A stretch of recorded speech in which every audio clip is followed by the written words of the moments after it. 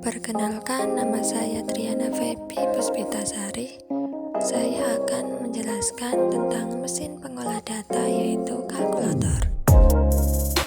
Berikut adalah spesifikasi kalkulator Deli 1710A. Selanjutnya, detail kalkulator Deli 1710A. Pertama, ada tempat baterai.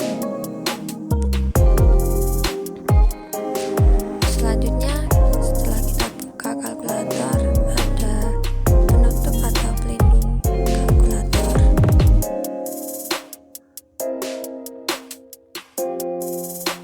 Lalu ada layar, tombol untuk menghidupkan dan mematikan kalkulator.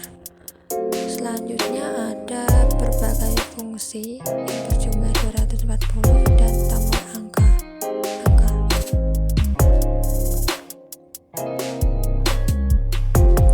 Lalu kita tutup kalkulator seperti ini supaya terhindar dari kerusakan. Selanjutnya yaitu cara mengoperasikan kalkulator. Yang pertama, kita hidupkan kalkulator sampai muncul angka 0. Lalu kita mencoba untuk menghitung seperti ini.